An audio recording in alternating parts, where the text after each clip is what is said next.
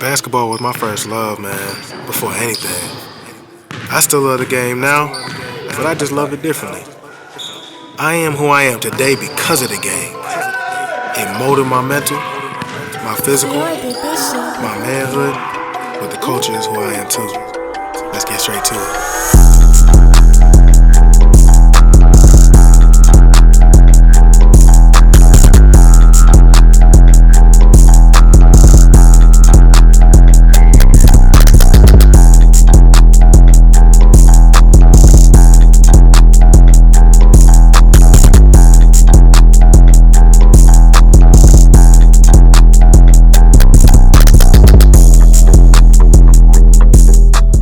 Straight Shooters Podcast. Good. What's going on, everybody? Welcome back to Straight Shooters Podcast, where we talk real, raw, and authentic and unfiltered. I just want to make sure to let everybody know I thank you guys for tuning into our previous episode. It means the world to us. It's much appreciated. Also, if you guys haven't subscribed yet, please hit the subscribe button so you do not miss any gems. So you can stay in the loop the whole time. That's very important. But with all that being said, let's get straight to it.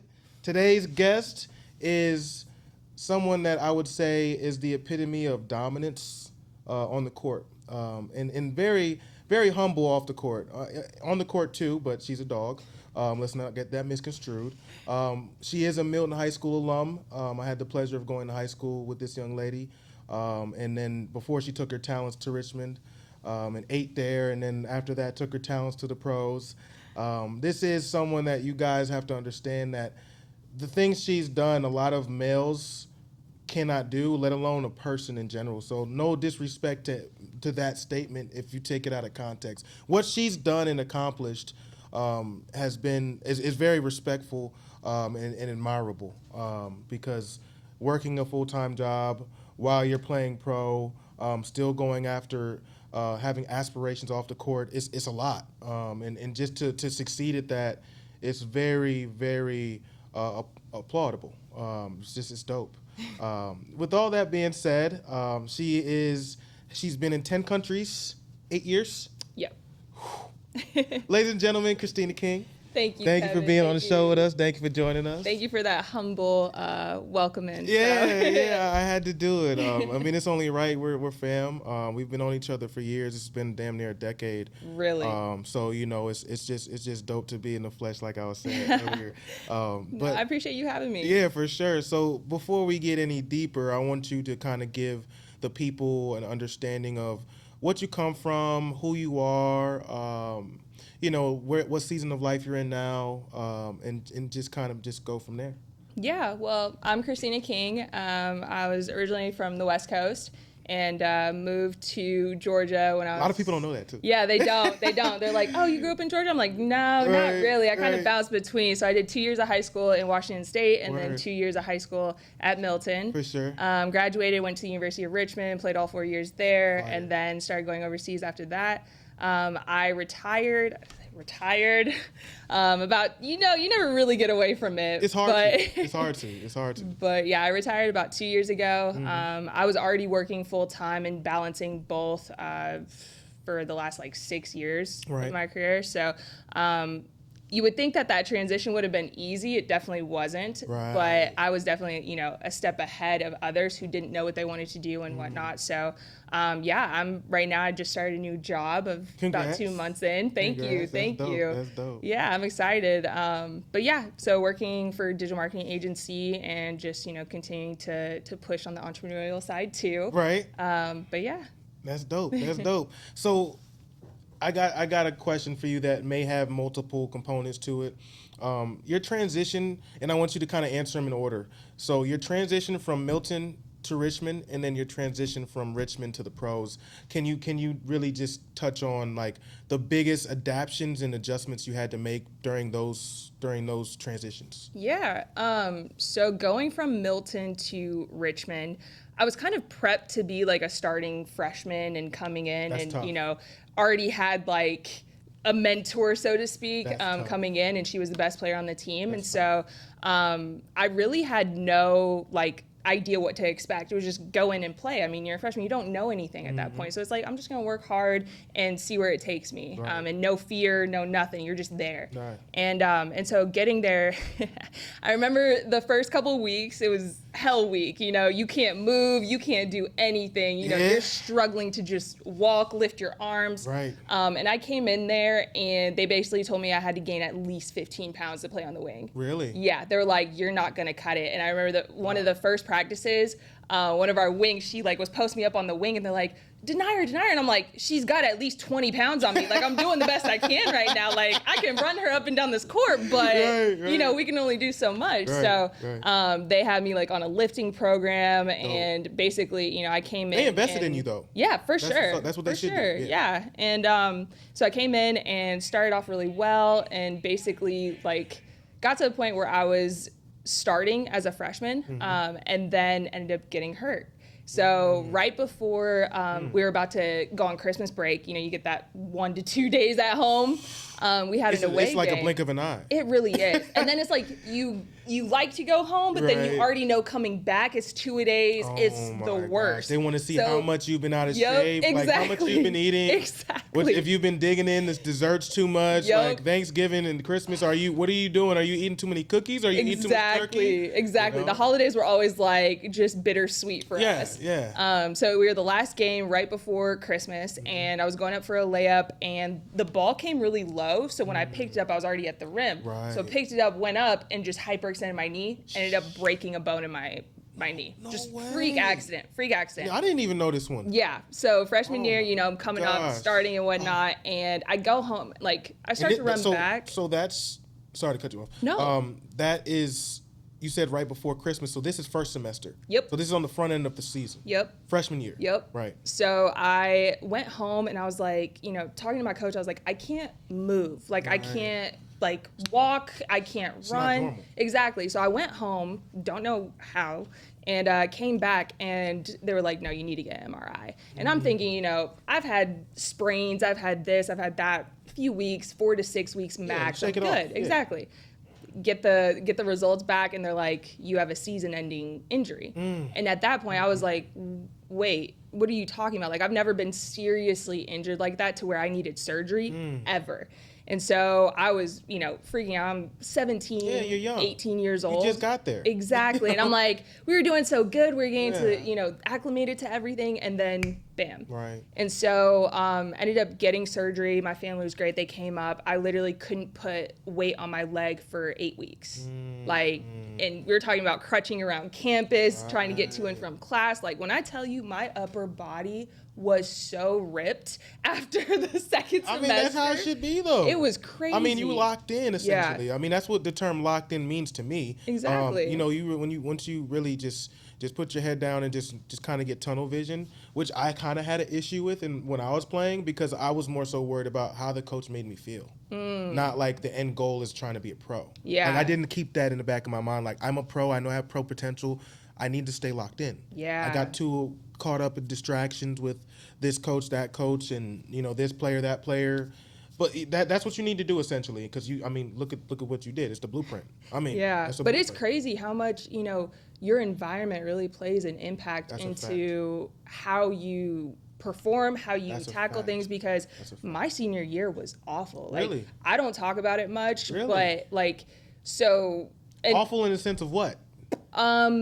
for the sake of being transparent, no, it was that year he wanted to make me an example and knew I could take it, but at the same time, like, he didn't prep me for it at all. So it was like, So it you just know, came out of left field, kind of. exactly. So I was like, I just came off. I was leading the team in scoring, You steals, led the like, team in points, steals, and free throws. exactly. So I'm like coming off a breakout junior year, thinking, you know, You went crazy that year. she's by the way. sweet, like, Yeah, exactly. And so facts, I was so facts. excited. We had just gotten an assistant coach that was, she had gone to Georgia. She had played pro in the WNBA and overseas. I was like, I'm gonna soak up everything I No, can for from sure, her. for sure. And literally, it was like they were like, we gonna push you to see how much you really want this. And in my mind, you're a kid still at that age. So you don't understand 100%. Exactly. And how I approach things was I don't talk about it. I just go out and work. So it's like if things aren't happening or like my coach isn't messing with me like that, I just got to work harder. Show me. Exactly. And so it was like, I wish I would have known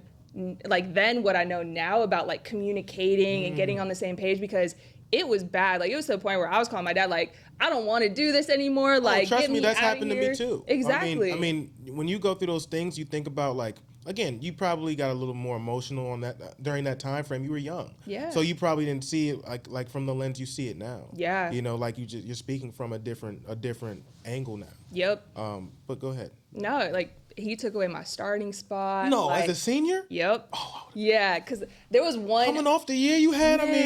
There was one conditioning practice where I was sick. I'd been crushing every other workout, and the coach decided to come to one practice, and he was like, "So you're out of shape. You're supposed to be the leader of this team." And I was like, I literally am about to go lay in bed for a week. Like, I can't function. But, it really just, it kind of set the stage for how I approached pro, because it was like, if I can get through the mental toughness of this, and he's pushing me to see if I can get through this, for sure. I can handle anything. For sure. And that's kind of where it really was like, I had to build that mental toughness, because for the first half of the season, like, we had really good incoming freshmen coming in, and they were killing it. Right. But one of them, exactly, and one of them went down with the ACL, and then after that, I averaged like 20 points a game after that. And I was like, dude, you could have been getting this from me all year. Right. All year. You started majority of your junior year with like 29 games, 26 starts. Yeah. So you went crazy. I mean, junior year was definitely breakout, because it was like, I got hurt freshman year. And then sophomore year, because I had been watching from the sidelines, so I could see every little thing. You're so when soaking it up, exactly. But then I'm a processor. I'm a thinker. So when I got back, it was like, well, you can't mess up. Right. You got this. You saw what happened last year, and what he didn't like, what he did like. So you got to lock in on that front. And it was like I started to overthink the game instead of just playing. So I had to break out of that, and that's when junior year happened. Right. So, and I still had a good senior year. It didn't pan out how I thought it would. Yeah, it did. You had how you envisioned it. Exactly. Right. But I mean, really, like, my circle was there. I mean, you're in the 1,000-point club. Shout out to her for that. I mean, we're not gonna let that go under the table. The 20th Spider, the 20th Richmond Spider to be in the 1,000-point club. Like, you guys don't understand like how hard it is to get 1,000 points. Especially you have to be a bucket. Like, it's not just like, oh, I'm getting 8 here, I'm getting 12 here. You have to be a bucket. I mean, you had against Dayton, 18, 9 rebounds, 3 steals. I mean, you went crazy. Like, oh my gosh. You got a career high 29 against Fordham. I could never break that. I hit 29 like 2 or 3 times, and I could never get above 29. You killed it against George Mason. You put 18 up against St. Joseph's. You had 17 against Long Beach State. Like, these are numbers. Like, real, like, this is work. And to put it in perspective, like, I only got but so many games my freshman year. Right. My sophomore year, I didn't play like that much because I was did battling. you redshirt yourself? No, I couldn't. I had played, so we went to compliance, and this was something that I still was like, there was a way around this, because for sure. They said I hadn't played in enough games to, or like I could have, claimed that, but I played too much. Like, there was a certain percentage of minutes. Yep, I played too much of the games I had played in, and I was like, I literally have seen people go their whole seasons and still get a red shirt. Come on. And then so I had to do it literally in 4 years, with 1 year just as a complete wash. So. That's unfortunate, because the rules are so completely different now. Like, it's a completely different ballgame now. For men and women. Yeah. It doesn't matter. Across the board, NCAA, collegiate level, it's a completely different ballgame. You can make money. NILs, I'm like... Come on. I mean, times are different now. Yeah. Like, you can really But kudos to these athletes, because it's on a whole different level. Yeah. I mean... If you understand the business side, you can really, like, have bread and then still maintain your status as like an amateur in a sense. Yep. But once you go pro, it's hard to go back, revert back. Yeah. And I'm sure you can talk on that. But the next thing I wanted to ask you, first job in Romania. Yes. How was that? It was interesting. I mean, Romania is a dope country. Really? It's beautiful. I'm not familiar, which is why I'm asking, because I'm sure it's dope. It's different. I mean, you have like gypsies, Right. you have like kids on the street and stuff, but it's also, you feel kind of like rich there because the dollar goes for so much. Right. So it's like, I had a really good group around me. I've always been like really blessed to have really good teammates. Like I've heard horror stories of Americans and not getting along and all that kind of stuff. Every situation I was in, of course there was little things here and there, but for the most part, I was very blessed to have like a good group around me. So Romania, That's huge. it is because you're there like 8 to 10 months out the year. And people don't understand that. That's one thing that I tell athletes now when they talk to me about like going overseas, and I'm like, it's one thing to play when you're comfortable. Right. You're in the States, you have your family that comes to game, you have a support system of, even if you don't mess with everybody on the team like that, it's a sisterhood. You're in there day in, day out. You Don't go forget overseas. about your cup, I know, right? I know, right? Cheers. cheers. But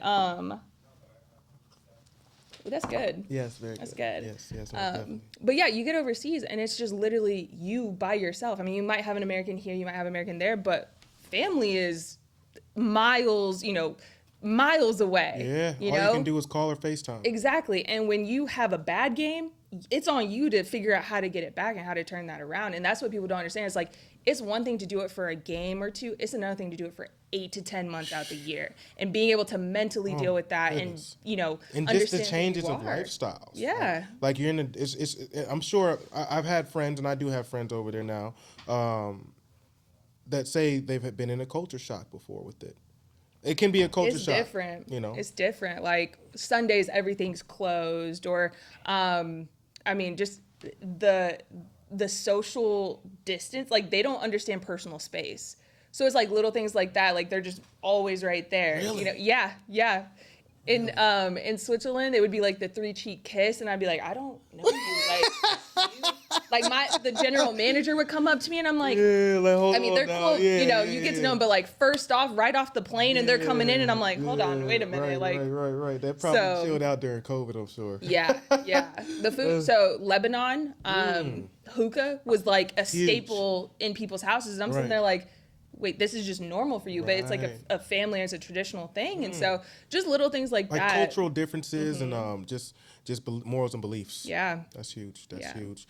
But no, Romania was awesome. I literally felt like rich there. It was a different kind of setup because we were in a college town. Right. So there was always something going on. And then, the Americans there would take good care of us. So like we would go after games and whatnot, and they would be like, hey, you're coming out with us. Like, they would take care of us and make sure that like nobody would mess with us. And then we were in like a college, it wasn't like a dorm, but we had flats in a building with everybody in it. So like the basketball team had the whole floor. Yeah. So it was different, and it was a nice transition after being in college. Right.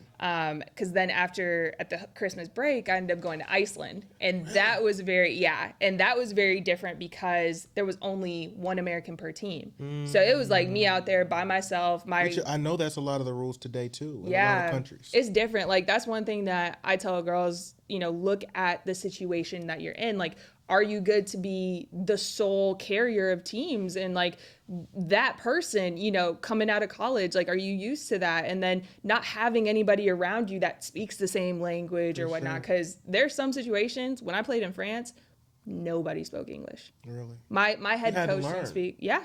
So and you really I had learned. A background of French, so I was like, you're familiar with it. Exactly. But most of my teammates could speak a little bit broken. I had a couple national team players that could speak a little bit more, but my head coach didn't speak a lick of English. And my assistant coach would be there some of the time. How was that?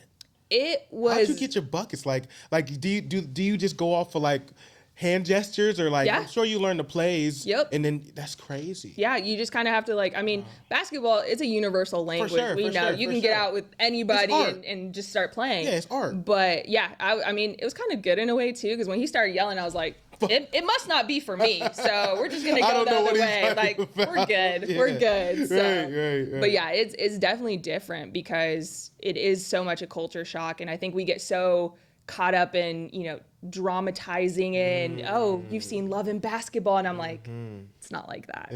There are aspects of it, but it's not like that. Yeah, like, it's different. Yeah. It's different. We're not on a constant vacation. All my family is like, oh my gosh, what did you do today? What did you see? I was like, I practiced, and I worked out extra, and I went home and I worked. Right. Like, so that's what you did. So that was your schedule. Yep. Wow. Kudos to you on that. It was actually in reverse because Really? we're 6 hours ahead. So I would wake up in the mornings and I would get like a good 6 hours of work in before anybody woke up on the East Coast. And then I would, put the laptop down. I would go get some food. I would go to practice. I would work out after practice. Wow. And then I'd come back home, shower, and then hop on client meetings. What? Yeah. Yep. Hey man, I gotta give you a handshake on that one. That's unbelievable diligence. I mean, that's just the type of person you are, because everyone doesn't have that drive, that diligence. That's huge. And then that you correlate it with basketball, which is why you were so successful. But as far as the Williams-Jones Cup, I had to bring it up. Yeah. I know about the Williams-Jones Cup. It's for both men and women. I've seen a lot of things about it. It's just as good as the FIBA World Cup. So you're getting pros across the board. Yeah. You're getting high-level play across the board. Explain and just talk about your experience in that.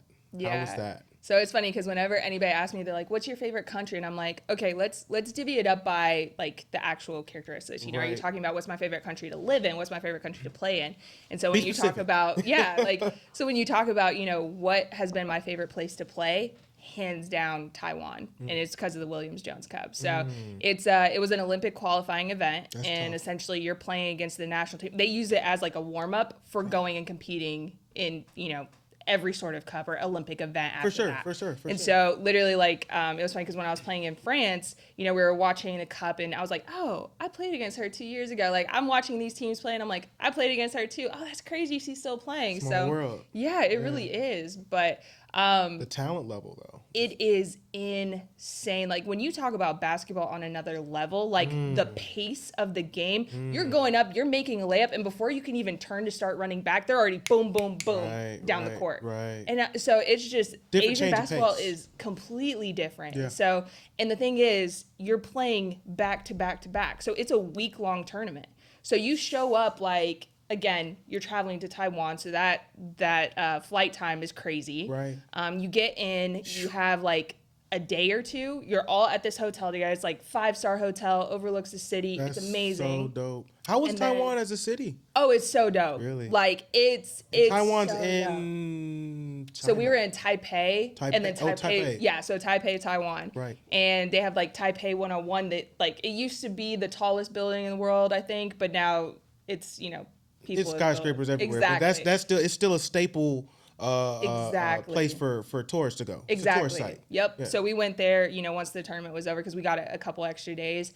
Went up there, went and saw a movie, like was just doing stupid touristy things. You got to. But I mean, exactly. you're living life. You gotta keep memories. Exactly. You need 'em. Exactly. But yeah, I mean, you show up, you play, and it's like 3 games a day. So you're watching the other teams 3 play. games a day. I mean, we're not playing 3 games a day, but there's 3 games a day. So you each play day. once, Okay. but you're watching the other teams. So you're I said, scouting. hey, you. Yeah, I know, right?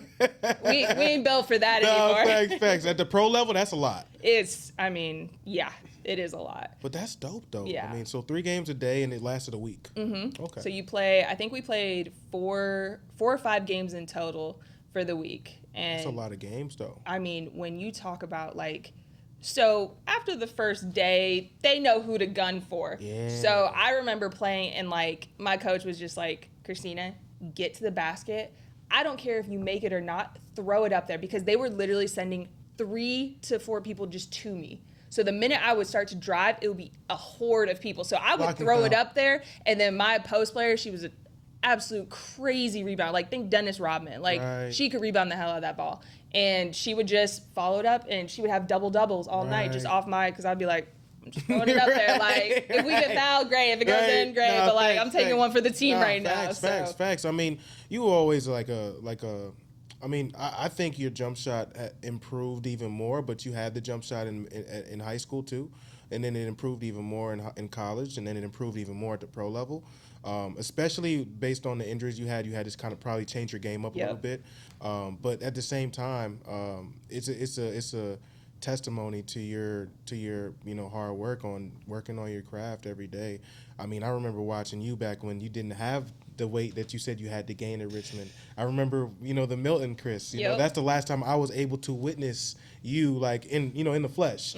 But just thinking about the size of the women that you're playing overseas and some of them that have been doing it a little longer than you. Talk about that, like as far as like Taiwan. I'm sure that's in your mind because of how high the level of competition was, not just team wise but individual. Yeah. So I mean, from high school and stuff, I was typically always like a 2-3. I could kind of go into the 4 just because I was taller. Just because you were a grit player. Exactly. Like whatever you need me to do, I'll do it, right? So keep that in mind. Right. We're playing at one of, if not the highest level apart from like the WNBA and such. So we're in the middle of this game. Our point guards are struggling to get the ball up the court because, them girls are quick. And the general manager comes down and he's like, hey, move King to the 1. And I was like, time out, what? You don't like that one? No, I love it. Right, I love it. But at the time, it was like, I grew up in high school playing a little bit of the 1. And like, fun fact, John Stockton was one of my coaches. So I got to learn like directly from him. That's tough. I didn't know that. Yeah, his daughter played with us when I was in Washington. So tough. I was literally getting like one-on-one lessons with him while I was in high school, just like of how to be a better great point IQ, guard. just learning the game. That's tough. Yep, exactly. That's so super tough. I was like, I'd been in that, but like it's been a minute. Right. And so literally we're in the middle of playing against Japan, who's one of the top teams there. And he's like, hey, move her to the 1. And I'm like, whatever you need, coach, I got you. Yeah. And so I ended up going to the 1. We came back from like being down 13. We lost right at the buzzer. Those ones hurt. Yeah, especially when it was your fault. Was it your fault? It was my fault. It was definitely my fault. Accountability is everything because I mean we've seen LeBron lose games, so it doesn't matter. It's a part of basketball. It's a part of the game. Absolutely, and you grow. You grow from that. I mean, those hard losses, you're like, I never want to feel that again. You watch film, you regroup. That's one thing I didn't do enough of. I didn't watch enough film on myself. I hated it in high school. I hated it. When I had a bad game, I was like, I don't want to remember. I don't want to exactly. But that's how you learn. That's how you learn. I wish, like, my cousin, she's going through it right now, and she's a sophomore, and she just in college? High school. Oh, wow. And she loves watching film. That's how it is. And I'm like, that's awesome. I'm so glad you were learning that right now because that'll help you much later in life. Huge. Yeah. I mean, you see yourself from a different lens. It's like, oh, that's what I was doing. Like, because subconsciously, sometimes basketball instincts kick in, and you might not lose sight of what you need to do, but you might do things. You're in the moment. You're in the moment. Yep. That's what it is. Yeah. So yeah, that's dope. And I wanted to touch on one thing. Your ACL tear in 2016. I know that was a big one. Mm-hmm.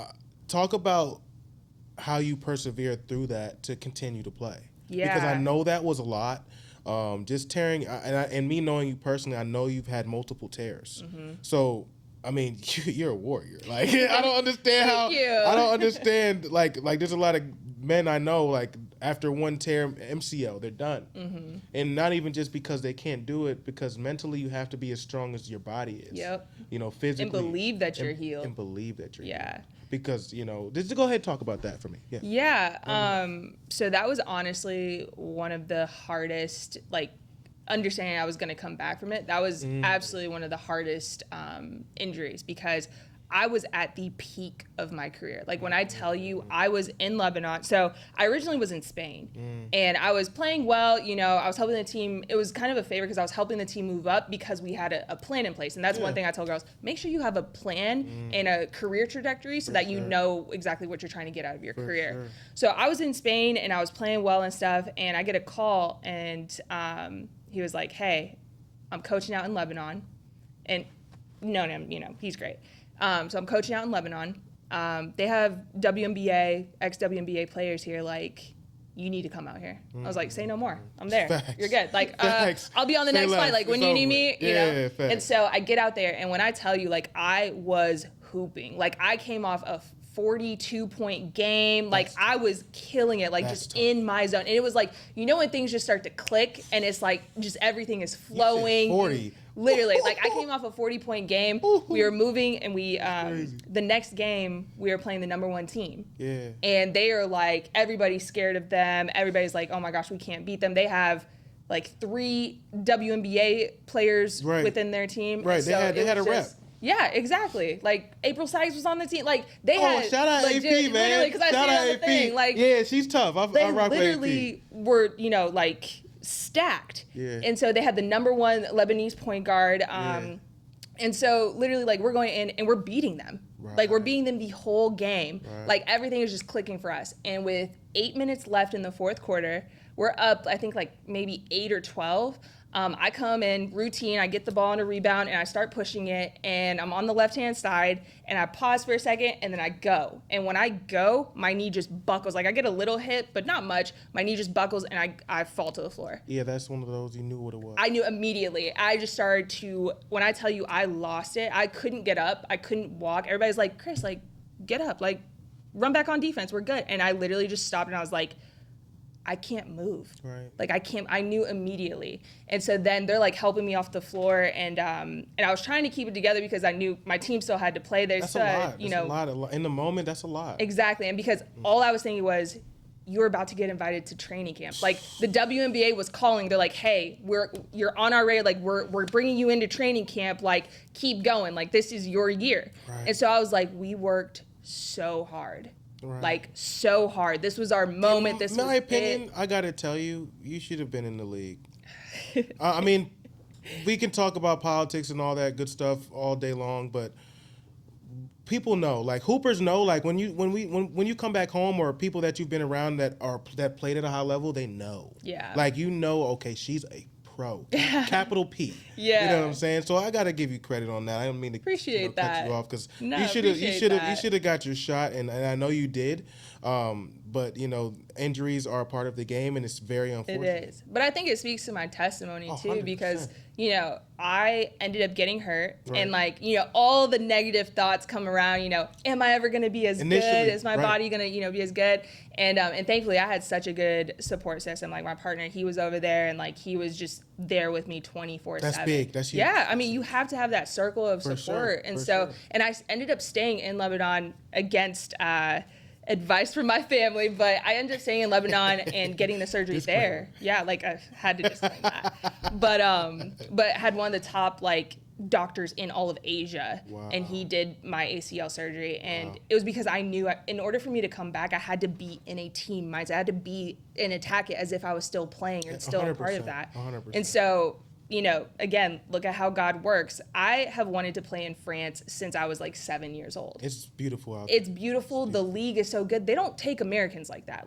If you understand how that league works, they do not, they bring in maybe one American, and it's usually an ex-WNBA. Right. The top league is the top league, but second division is just as good, if not better than some leagues' first division. Exactly. And so I was like, that's always been my goal. So after tearing my ACL, I was like, it's never going to happen, we going to work, but this is it, you just enjoy the career you've had. Right. And I remember I was in Washington State, I was visiting my mom, and I get a call, and, it's from my partner, because he played pro overseas and whatnot, and he's awesome.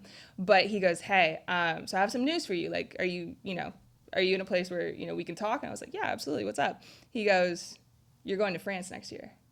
And I almost dropped the phone. I was like, wait, you're kidding. He's like, no, you're going to France next year. And I was sitting next to my mom, and my mom knows because, she's understood since I was 7 that I wanted to. And I just got so emotional, and I was like, wow, we worked so hard. I never thought, especially coming off an ACL, that's unheard of. Unheard of. You literally go from an ACL That's a testimony to then to you, because you're a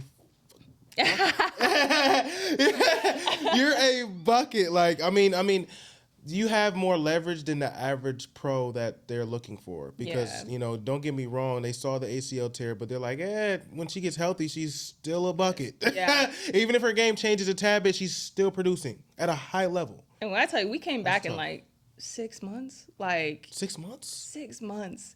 I was literally on my flight in France, and in 2 and 3 a days. Wow. And the trainer, he came over one day, because I was wearing gray tights. Yeah. And you can see that my knee is swollen in these tights. And he goes, hey, I know you had a knee injury last year. How are you doing? And I was like, you see how I'm doing. Like, you know, we're just trying to get ready for the game. Like, we're still like heading into month 7 of this recovery. And he goes, hey, I'm gonna take care of you. The time frame? I mean, it's anywhere from like 8 months to a year. And so, based on your progression, I would say, like, depending on the person. Yeah, it definitely depends on the person. And I mean, honestly, like, you're good after you start running at 4 months. I think you start contact at like 5, 6 months. But the biggest thing is mental. Definitely. Like, I remember I came back and I was starting to, you know, do court work. Yeah. And I went up for a left-handed layup, which is how I got hurt. Yeah. And you would have thought I'd never played basketball a day in my life. Like, I looked so uncoordinated. Like, I threw the ball up there and I was like, that's not even me. Exactly. That's not even my identity. Exactly. Like, what is that? What is that? It's really like the mental part is so big. And I didn't play with a knee brace after that either. So was that more of, would you say, something that you had to like let go of a burden, like a mental burden? Because me personally, I've never torn my ACL. I've torn my MCL, my meniscus. But I know they can fall hand in hand. You know, one of my buddies now has an MCL and an ACL tear. So I know that's going to be rough. Yeah. But, I've never had an ACL tear, and I know that that's crucial. So would you say that in your mind, like, were you hesitant at any point in time of your career? Like, I mean, and that's kind of an obvious rhetorical question, but like, you persevered through it, because a lot of people, they fold. Yeah. So like, that's why I'm really asking you, because you didn't fold and you kept going even after that. When you got to France, like, your knee's still swelling up. I know those type of thoughts are coming in your mind, like, damn, I don't want to tear this mug again. Like, I don't want any issues. Yeah. Like, I want to finish strong. So like can you talk about how you stay locked in with that? Because I mean, you're learning new programs, you're learning new ball clubs, you're learning new coaches, you're learning new trainers. You're having to recover while you're getting ready and preparing for a season. Like, how was that? I mean, it was tough. And like with France, you know, you're by yourself. So you're like in the apartment by yourself. You know, everybody has their own lives because they're working, they have a family, they are in school. So it's like, it's such a different kind of environment than being in college. Right. And so really, I mean, having a good support system, but also just understanding. And I was blessed to work with a lot of really good like trainers and athletic programs, because when I would go home, to here in Georgia, I knew the person. He'd worked with me since I was in college, coming back from my first surgery. So he was so familiar with me and knew exactly what kind of regiment. And then when I was in I would go to Richmond to visit, and I would be on their regiment with their team because they've known me from college, and I would get to play and practice with the girls there. So really, like, I just focused on, okay, how can I get stronger? Right. How can I improve? And like, really, you learn so much about yourself being overseas, because all you have is you. Like, all you have is you. You get very, very comfortable being on your own. Being a lone wolf. Yep. You know, and there's some people that can't consistently do that. There's people that can get uncomfortable for a window, but really locking in and like being a lone wolf and learning yourself, like in areas that you've never really dug deep in. Yeah, it's huge. That's huge. Yeah.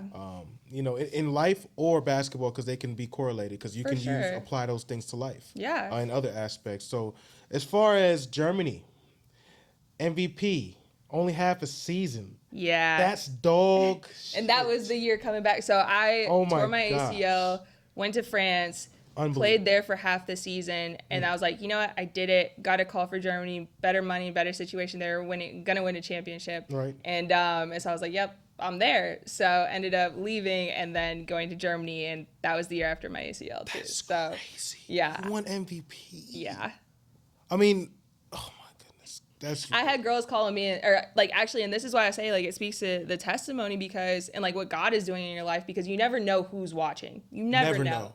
And so I was getting direct messages and whatnot about, like, they would see a clip that got posted, or they would see this, and they'd be like, didn't you just tear your ACL? And I was like, yeah, I did. And I had one girl in particular, she had just torn her ACL as I was coming into my own in Germany. Wow. And so she was like, honestly, like, seeing all of your clips, and you're not wearing a knee brace, you're not doing this, like, she was like, watching you makes me nervous because you're cutting and being shifty and whatnot. And she was like, I don't know how I'm going to respond. And she was like, honestly, when she started coming back, she was like, you motivated me and 100%. Showed me that, like, I could get back. And so yeah, she got back. She was killing it. I think she was in Finland. Ended up having a baby, coming back again. Like, it was just insane. But I say all that to say, like, you never know who's watching. And so it's amazing how all of it played out, because I did come back from an ACL and then went on to win MVP. True perseverance. And, yeah. I mean, that's like, I mean, you know how they have the movies and, like, you know, things don't really go as planned as movies go, but that is a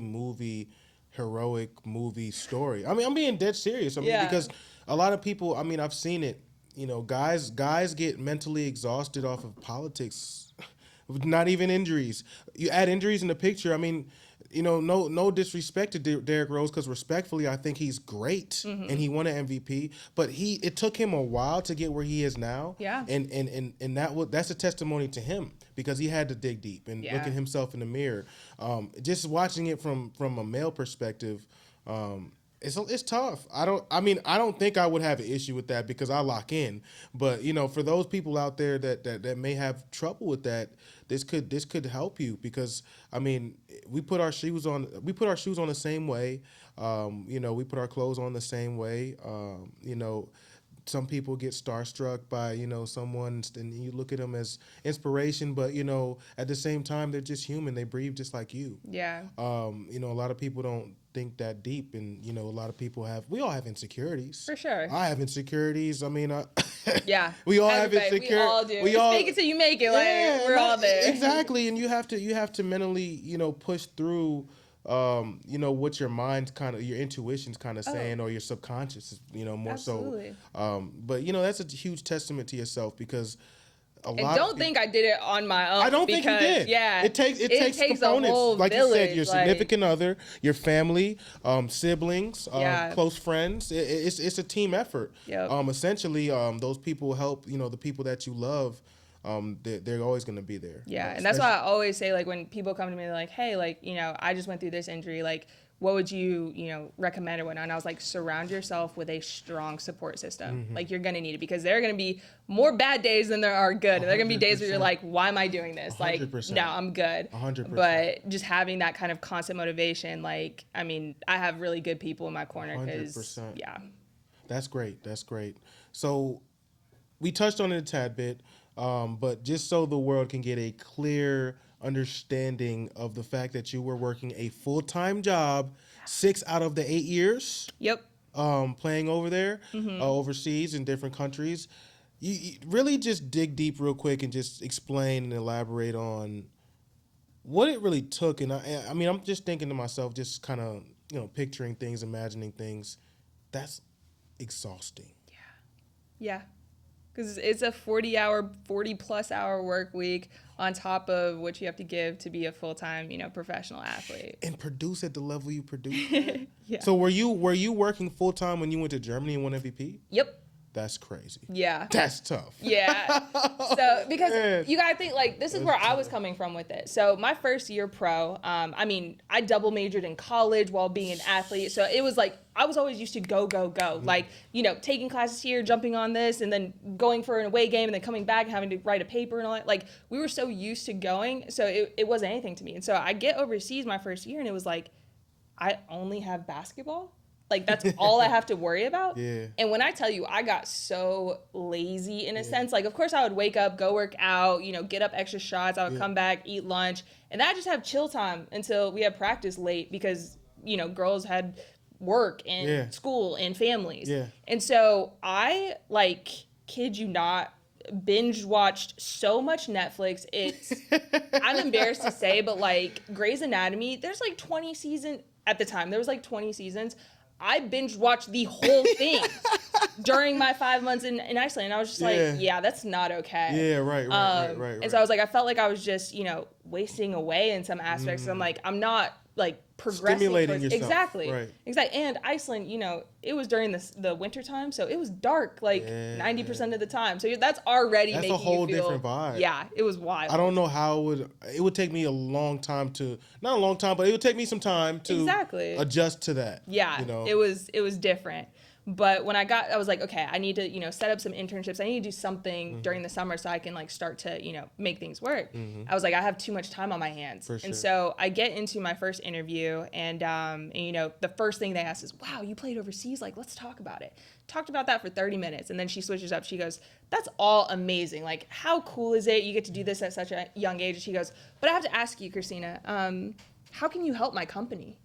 And I said, in my mind, I'm thinking, how can I? I don't have any real world experience like that. And so, of course, the marketer in me is like, well, I can do this and I've managed this and, blah, blah, blah, right? Fluff it up. Yeah. But I literally walked out of there and I was like, I never want to have that feeling again. For sure. I never want to be in a situation where it's like, what can you do for me? Because it's all great and well, I played X amount of years overseas and whatnot, but businesses are like, how can you help us, 100%. with our bottom line? Corporate world. Exactly. And so I was like, I never, even though I'm away, I don't want to feel like I'm losing steps and taking steps back. Or staying stagnant. Exactly. Yeah. With, where I'm at in my career, because basketball, the ball's going to stop bouncing at some point. For sure. So how can you kind of set yourself up while you still have some room to mess up and whatnot, and you're still making income to make sure that you're good for whenever it stops. That's huge. Huge. So my dad was like, you're gonna get upset when you come back and realize that people that you graduated with are so much further than you because they didn't go overseas. And so it was always kind of like, my dad, love him. He challenged you. He absolutely challenges me. But the thing about it is, you grew, like that was his recipe for success for you. Exactly. Like he always, he knew you can't coddle me. Like I am literally like, you got to tell me, hey, you gonna let her just like do whatever she wants, not in as nice of words. Yeah. But and then I'm gonna be like, oh yeah, I got you. Like light a fire. I mean, even then, like even between you and your sister, I'm sure you guys got different treatment because you're two different people. Exactly. Just like me and my brother. I mean, you get different treatment. Yeah. You gotta know how to deal with this guy. And I was the oldest. Yeah. The standard. Exactly. You're the standard. You're setting the stage for everybody else. Exactly. So yeah, I was like, nah, we not gonna feel like this again. We're not. So I found an internship. I was actually working for a video production company at first. Tough. And literally, when I tell you, I don't know the first thing about video production, but we were just going with it. Like, I remember they were like, hey, can you bring that Apple box over? And I saw a plastic apple on the table and I was like, y'all, here you go. And they're like, nah, just put it down. Put it down before anybody sees. No, like, right. But luckily enough, they had, they co-owned a digital marketing agency. So I ended up going in there and basically being like, hey, I can do whatever you guys need me to, like, just let me learn. And so literally I started out and I was doing like basic stuff. I think I had to write a blog for them and just started doing it that way. Excuse me. And then I jumped into social media management and then I was doing like content creation and then I was writing ad copy for, paid ads. And then I got into like SEO and in search engine optimization. And so that's kind of where it was amazing because at smaller agencies, you have to wear so many hats. And if you don't know something, they're like, you can figure learn it out. We'll give you the bandwidth to figure it out. Yeah, like they'll lead you to the water, but you gotta drink. Exactly. Right. And so that fast pace, always on your toes kind of environment, it was like, that's where I thrive. Well, that's what I'm saying. That basketball side of you really just was applied to life. And I mean, your diligence just carried over across the board. Yep. A lot of people, I won't say a lot, but a handful of people do have issues when the ball stops bouncing. It's tough. It's tough. Like, it was tough for me. I had a job already lined up. I'd been doing this. And when I tell you go through a depression almost because you understand, you start to understand that like, or you start to try and figure out what is my value without my sport? Who am I without my sport? What is my identity? Because since we were kids, it's been so wrapped up in that is who you are. Every day, your value, every year. Exactly. Your value is dependent upon your production. Facts. And I mean, in this society, it's like you're only as good as what you can bring me. Whether that's in corporate, whether that's on the court, whether that's in whatever you do, it's always tied to, okay, what can you do for me? Right. And so it's like when you are stripped completely from that, you have to have those hard conversations to be like, one, what am I passionate about outside of sports? And then two, that's like, huge. Am I valuable in, telling yourself that and making yourself believe, when you get up and look in the mirror, like, hey, I'm enough. Like, I'm good. Even without my sport, I'm okay. For sure. And so that, I mean, again, I had a full-time job and I still went through that. That's unbelievable. Yeah. Kudos to you on that. That's unbelievable. That's dope. So before we wrap up into my little game I do before we close. It's like a word or phrase game, but I have one more topic to talk about. Yeah. And you can be as you want to be with this topic. Okay. So I want to know your take. Brittney Griner incident. I knew it when you said I want to know your take. I was like, I have a feeling where this is going. You can be as politically correct as you want, or you can dig as deep as you would like. I'll leave the floor to you. However you want to answer your take is how you want to do it. Yeah. Okay. I will say, nobody ever wishes that on anybody, and 100%. so happy that she is back, because 100%. I can only imagine. I mean, Russia... Man. We've never had good relations with Russia like that. So it's like, I can only imagine what that was like. And being away from your family when, you're in a good situation, you're getting paid, you're getting this and that and the third is one thing. But literally, being detained, it's wild to me. It and is. I can't imagine what she went through. I can't imagine that, PTSD from that.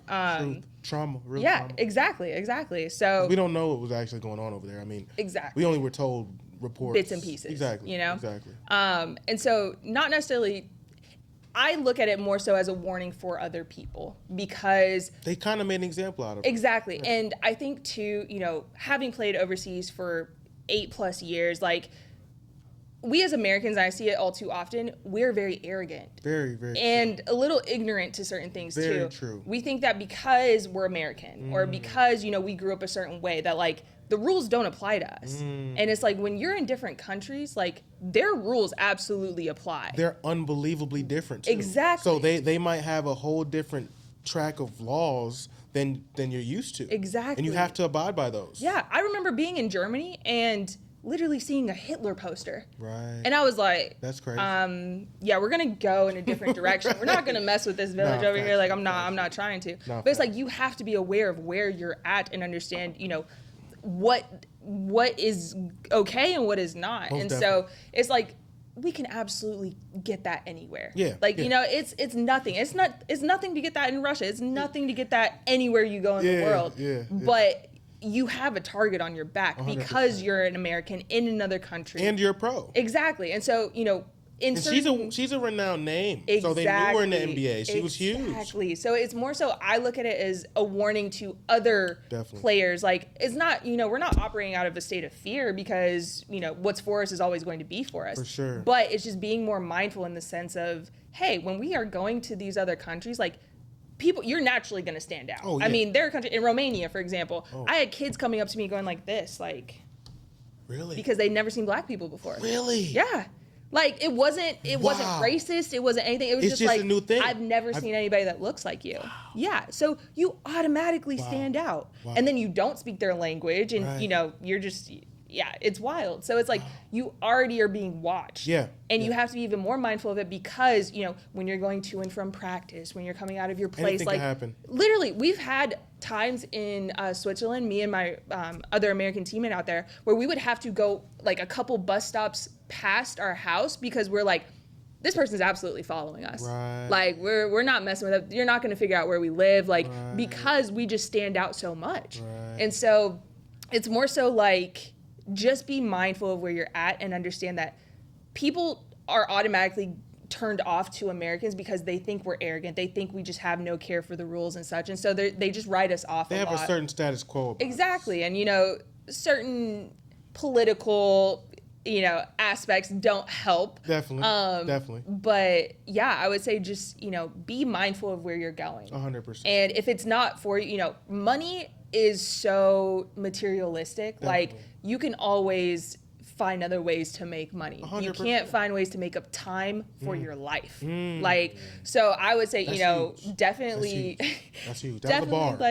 That was a bar. Mic drop. Yeah, that was a bar. That was a bar. I like that one. That was hard. That was tough. Yeah. But yeah, just being mindful of understanding the situations, because as athletes, we're so many times we're told by the agent or whatnot, hey, this is going to get you the most money, so take this job. And it's we don't do our due diligence to be what do I want the trajectory of my career to be? What do I want to make? Do I want to just make as much money as I want? Do I want to visit as many countries as I want? Do I want to play in certain countries? We don't really do our homework in that regard because we've always, think of it from middle school is like, you got to work hard so you can get to high school, and then you got to work hard so you get to college, and then you go to college, and you get into corporate or you go overseas. Like we've always been kind of told and conditioned to do what other people say because you got to work hard, and then the rewards. It's kind of like it's minor brainwashing. Yeah, like in a certain degree, yeah. To a certain extent. So we're just so used to being coaches. Do this, okay? How hard?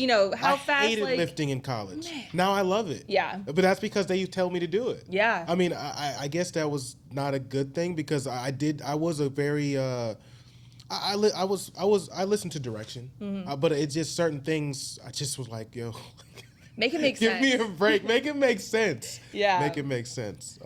But yeah, so I would just say, be mindful. Like we have more autonomy over our careers than we want to, understand and realize, because I had an agent some years, and then I'd worked up and had a good reputation that I didn't need an agent, so I would be like negotiating my own deals and be like, I want to play here, so who do I know here, like who do I need to reach out to, or coaches are reaching out to me, so I can just advocate for myself. Right. And so I think that like athletes, I encourage you to, one, just be mindful of where you're going, be mindful of what's happening there, and have a pulse on what is going on, the climate and everything, because we just show up and we're like, oh yeah, we're here, everything's fine, I'm American, I'm protected. No, that's not the case. Facts. And then on top of that, like start taking more ownership and having that authority over your own career, because nobody's going to care about yourself more than you. That's a fact. So it's like you should definitely be doing your due diligence and making sure that your career is what you make it, because it's like that. It's so quick. Yeah. It's just a small window in the grand scheme of life. So. Yeah.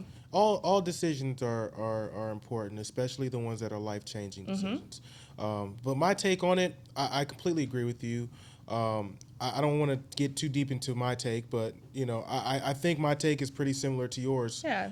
It's a harsh, like it's a terrible thing to go through. I mean, my boy, shout out Jay Lloyd, he played in Russia, and he told me a lot of the things that were going on during the time where they had to deport him, and kind of get get him out of there during that wartime, or and that was around the same time her situation happened, and that I'm sure that just imagining it is mind blowing. Yeah. So and don't get me wrong, I'm with you too, because I feel like you could have waited till you got home. Or you could have had somebody else to plug. We know you got to plug. Like, come on now. Come on now. All it took was just a little patience. But like you said, that status quo of Americans being arrogant or complacent. I feel like maybe that was just a tad bit of the issue. But the good thing is, for like 8 years. Yeah, so like, I'm good. Yeah, so she kind of just got a little comfortable. Yeah. Sometimes comfortability is okay, but a lot of times when you get too comfortable, that's when things start to shift for you. Yeah. In not the best way. But shout out to Brittney. I'm glad she's home. Yes. I appreciate your take on that.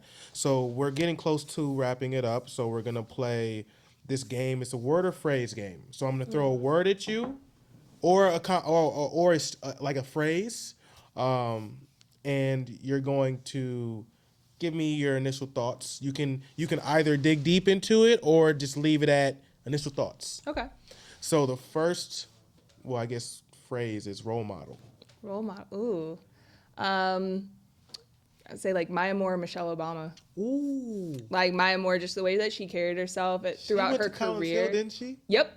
Shout out Maya Moore. She a Georgia girl. Man. Yeah. Shout out Maya Moore. She was a dog. She used to be able to dunk too. She was solid. And just like how she stuck by like who she was as a person, her values, her faith, was just awesome to see. And it kind of set that stage.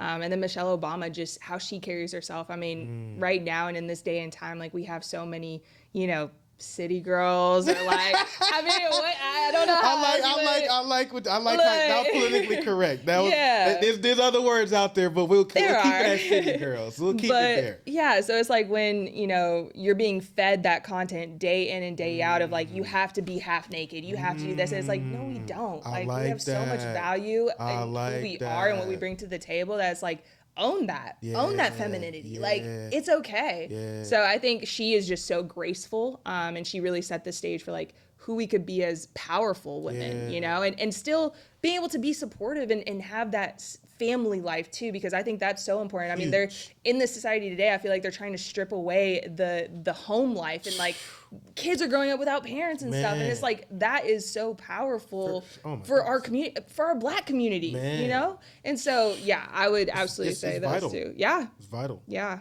So I appreciate that.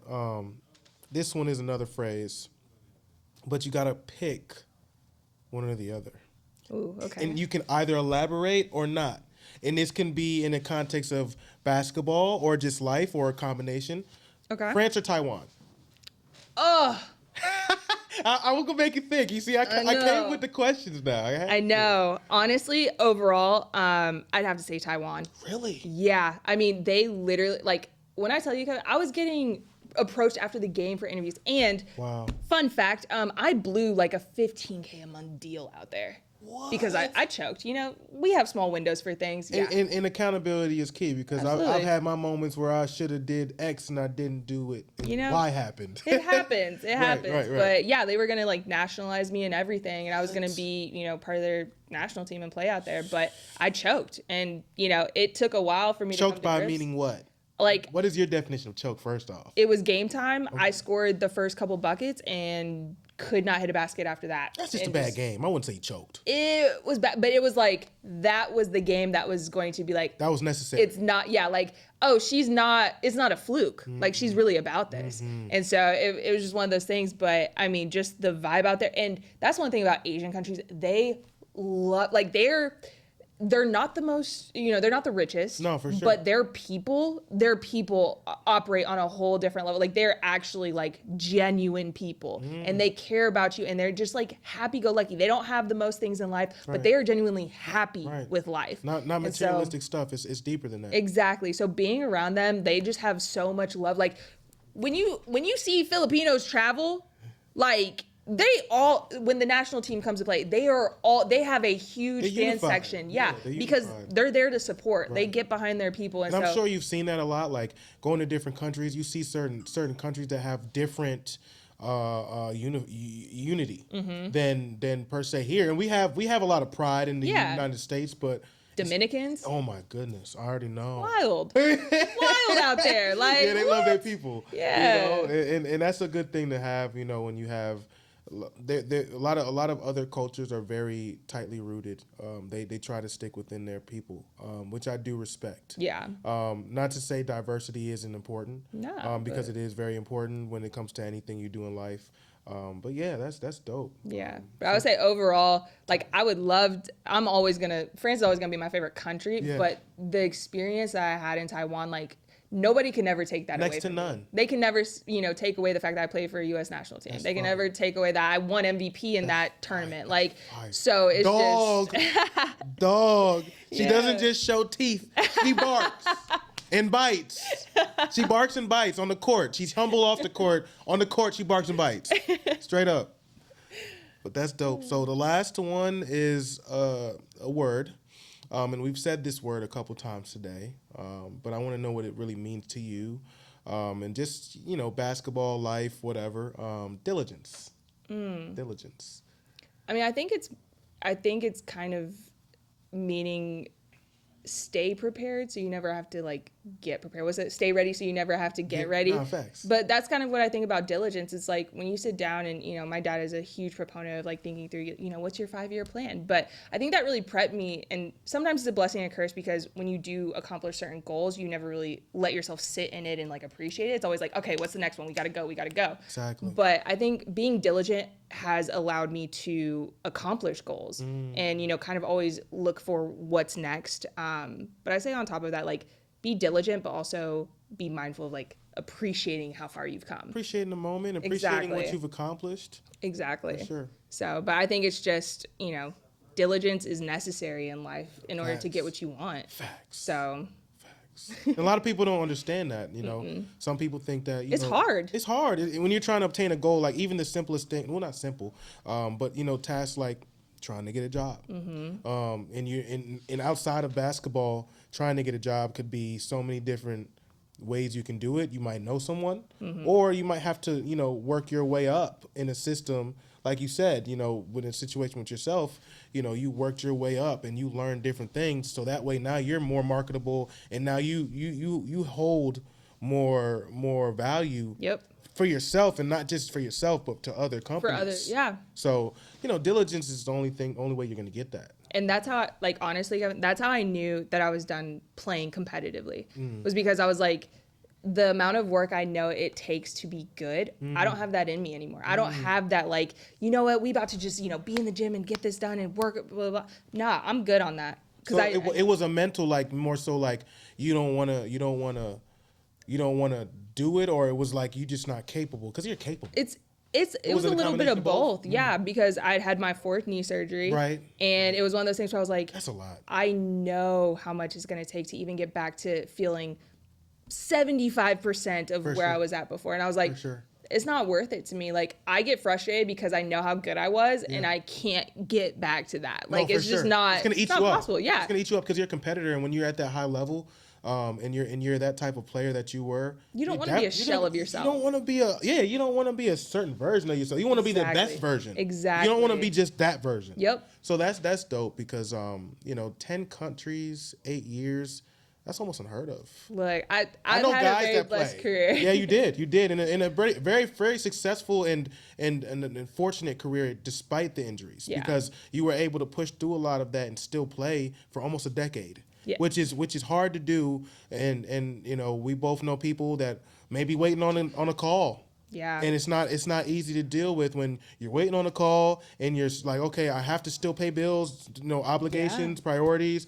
I got to figure out what I'm going to do while I'm here. Make sure you stay ready. It's a lot. Yeah. From men and women, and we didn't get to touch on too much about the what it's like really being a woman versus being a man overseas, because there's so many different components that play in. Yeah. Men are men, women are women. So before we go, just touch on that. Yeah. I know we got to wrap up soon. I mean, it's different from, the pay scale, which it's just always going to be that way. It's just the nature of the unfortunate. Game, it's unfortunate to me. Yeah. I feel like it's unfortunate because it happens in the U.S. Oh, for I feel sure. like it's the foundation is here because the NBA is such a high stage that the WNBA, and I believe the WNBA did get a lot of support from NBA players. I won't say the NBA. But the NBA pays for them. Exactly. So it's kind of like a double-edged sword. What can you do? Right? Yeah, because I'm all for women's equality and whatnot.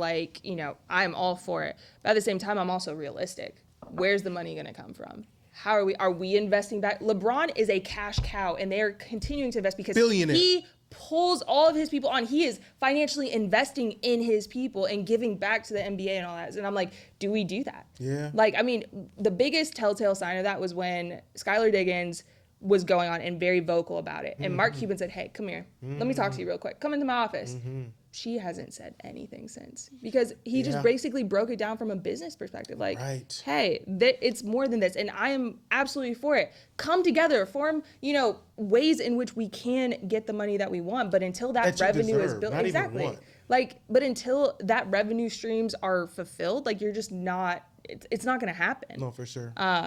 Which is, not the most popular opinion because you say that and then they're like, oh, you're not. But it's real. But yeah, and I'm realistic about it. Yeah, it's honest. So. That's honest. But yeah, as far as the men's, there's certain things we as women, we have to be very mindful of where we're at, what's happening around us. Where men, they just go out and it's dude, come here, we got you. Come to this, we got you in for here and whatnot. And it's okay. It's a very different aspect.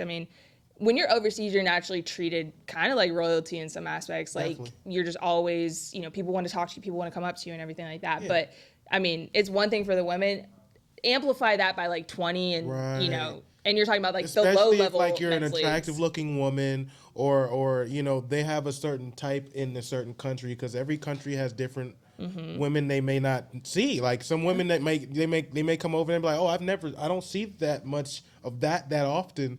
So wow. I heard stories from guys that I was like, you're kidding. Right. How did you make it out alive? Right. First off, how did you make it out alive? Facts. I won't even go into detail because I have just heard stories and I was like, and you lived to tell the tale. Right. Like, that's insane to me. It's insane. Like, facts. but yeah, it's definitely different. But I will say the cool thing about being overseas is that whether you're male, female, or whatnot, usually, and it's been my experience, is that when you're in a city or village or wherever with a men and women's team, usually the Americans are very much like, hey, this is our home away from home. Like, we bond together. I would have Thanksgiving with, That's a dope. lot of them. Like, so it's just, we really come together, and it's It like, helps too, because you don't feel alone. Exactly. And it's honestly, that's the difference too for men and women. Like, men won't have to worry about that security piece as much as women. Yeah. And that's really what I was trying to see. If we kind of been dancing around that. Yeah. But the security piece is huge because men and women are completely different. Yeah. Men have a certain way about them, but women not do they only require security, but they demand it. Yeah. Some demand it, and I feel like that's honestly how it should be. Some people feel different. Some women are alphas, and you're an alpha, but you're not. But you're not to the point where you won't. I don't want to say submit, but you will. But I know, like, and that's the thing place. too. Yeah, like, I know that my man respects me enough that, like, I don't have to be loud. I don't have to be, combative or whatnot. Like, I respect and submit, so to speak. I respect him, and I trust that he is. You choose who you're with. No, for sure. That's a choice. That's a choice. And so it's like I chose to be with him. So in that case, I trust that he is leading us in the right way. Nah, facts. So at that point, like, I know because I trust him and I let him lead. Right. He's gonna respect me. He's gonna come back to me and be like, "Hey, I was thinking about this. Like, what do you think about this?" He's gonna bring me into those conversations facts. naturally. Facts. Because I respect him and that feeling is mutual. It's mutual, So, yeah. And when it's mutual, the relationship can only build. Exactly. Despite the ups and downs, because everybody has those. Even myself included. Shout out to my are wife. you really with the person if you don't like have, and it takes two to tango. So if you really you have goals as a family or as a group, hopefully I get to see some little kings running around soon. That's let's knock on wood, because this is actually a wood table. Literally. So I'll definitely knock on wood, because I'll be at the baby shower. For sure. Yes. I have to be, most definitely. But I appreciate you for coming you so on the much. show. This was a pleasure to have you, a present, because you move around a lot. A lot of people don't even know. She don't even live here, y'all. I don't. She live overseas. Yeah, she out of state. You know what I mean? She DR? Yep. DR. Big time. Yeah. That's solid. I'm tooting your horn. You ain't got I'm gonna toot your horn for you. That's solid. I appreciate it. But It's more life for you and your husband as well. Well, your fiance, soon to be husband. I appreciate you for blessing us, blessing this pod, blessing myself. It's been a great interview, and I appreciate you for blessing us with your GOAT presence. Because, a lot of women, I don't know with these stats. One girl you named, April Sykes, she's like that. She is. And that's my boy Jalon's friend. Yep. One of his besties. And I don't know too many women. Diamond the Shield, she's up there too. But, yeah. There's a handful of women. Khalidah's in that group too. Khalida. Yeah, that girl can shoot. Tough. Yeah. Nikki Dixon. Absolutely, Nikki. She honestly was a pro to me. Sydney Wallace. Yep. A handful. Come Sydney on. Wallace, I know my stuff. I gotta have Sid on here. Hopefully one day. I was gonna say, yeah. Are you gonna bring her on? Because she makes it look so easy. Yo, her game is solid. I think she's in like Poland or something? I think it is Poland. Yeah. I follow her on Instagram, but we got a good rapport. Producing music and stuff too. Like she has her own. Yeah. I've heard her music. She's solid. She worked with some of my guys. Yeah. So I know her music. Definitely. She's like the well-rounded, like jack of all trades, culture, hooping. Yep. And she's a bucket guard. Like she got the hezzy I was like, teach me, because you make it look way She plays like a seasoned like Kyrie almost. Yeah. Like she's got that handle to her. Yep. You know what I'm saying? And range. Yeah, she got range. She got range. She killed that G-Tech. So she killed. But I appreciate you again. Thank you so much for coming and blessing us. Always a pleasure. And we're out of here, y'all. I appreciate y'all. That's it. That was dope. My man, Thank you for having me. Culture is man, who I thank am you for too. blessing. Of course. Let's get straight to it.